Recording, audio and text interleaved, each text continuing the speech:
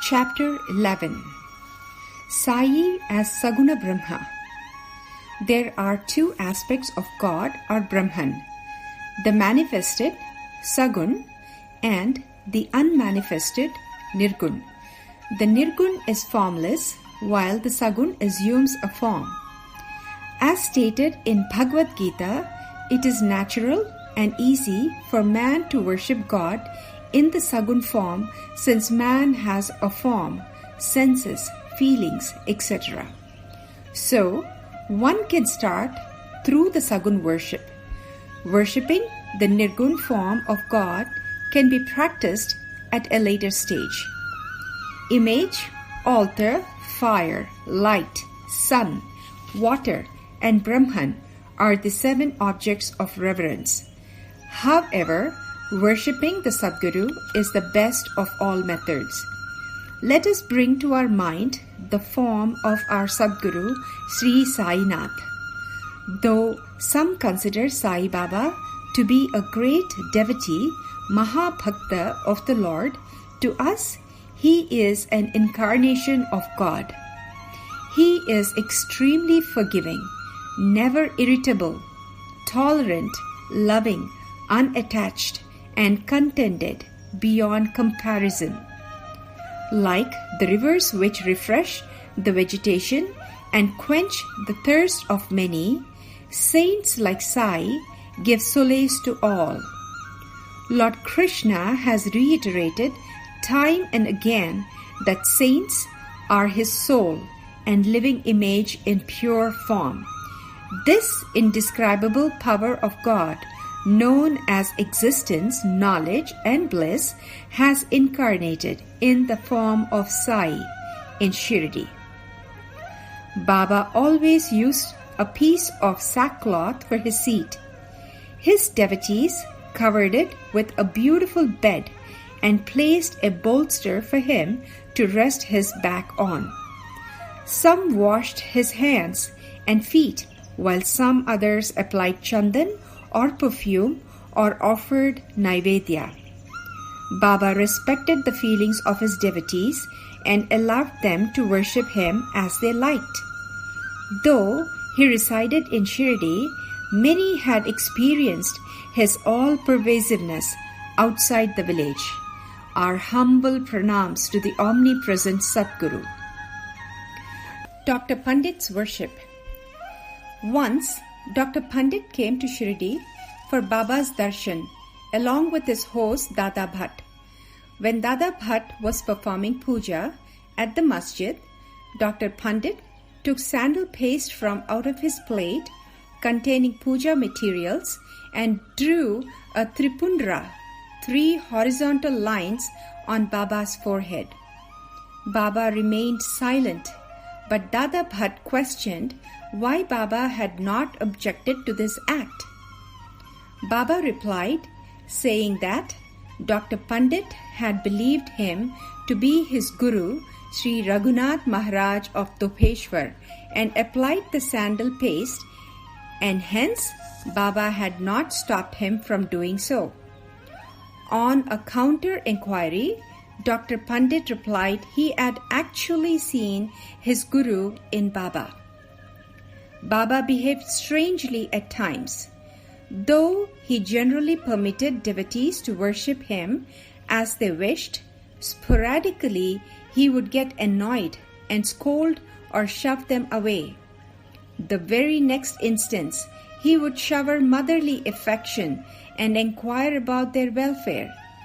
Sai Baba often reassured devotees that he was their slave and would always stand by them and respond to them whenever called upon. Haji Siddiq Falke. Baba accepted a devotee only at his will. Once, a Mohammedan Siddiq Falke of Kalyan came to Shirdi after returning from a pilgrimage to Mecca and Medina. For 9 months, Baba ignored him and did not permit him to enter the masjid. Utterly disappointed, Siddiq Falke pleaded Shama to recommend his case and seek Baba's permission. At an opportune moment, Shama questioned Baba as to why he was not allowing Phalke to enter the masjid while so many others could come and go freely. Baba replied, saying, "The fakir, Allah did not permit him, and without his consent, none could enter the masjid." He then sent Shama to ask Siddiq Phalke whether he would come to the narrow footpath near Barbivale. Shama returned with an affirmative answer. Again, Baba sent him to Phalke and said, "Ask if he is willing to pay me rupees 40,000 in installments." This time also, Shama returned with a positive reply.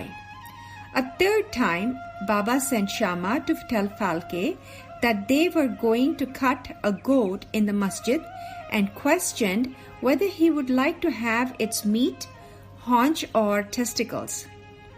The Haji, Phalke, humbly expressed his willingness to receive even a small crumb from Baba's kolamba, mud pot.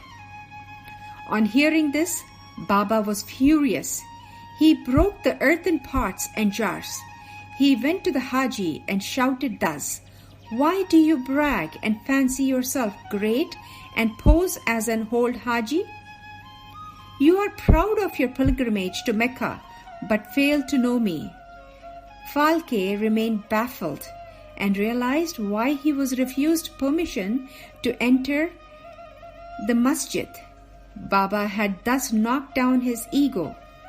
Later, Baba went back to the masjid, sent him a basket of mangoes, and gave him rupees 55. Thenceforth, the Haji got permission to enter the masjid and was enlisted in Baba's darbar. Baba's control over elements. Two incidents describing Baba's control over nature are illustrated hereunder. Once, there was a terrible storm.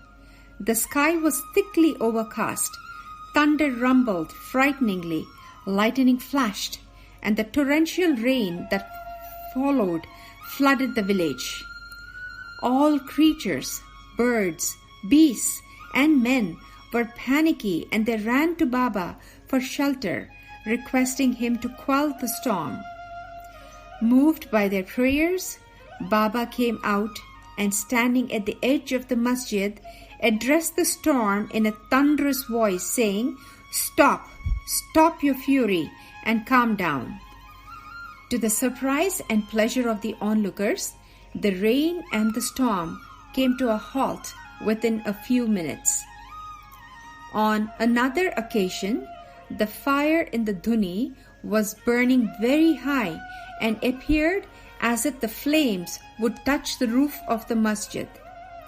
People around did not have the courage to pour water in it to subside the flames. Then Baba lifted his satka and dashed it against the pillar in front, saying, "Get down, be calm."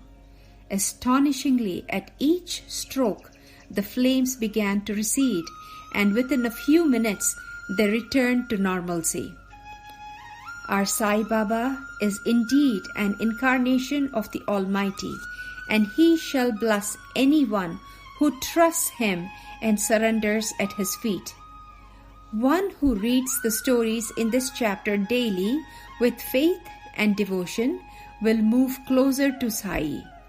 His desires shall be fulfilled, and he will be free from all miseries. Amen. Om Namo Sainathaya. Shanti Shanti Shanti. End of chapter 11.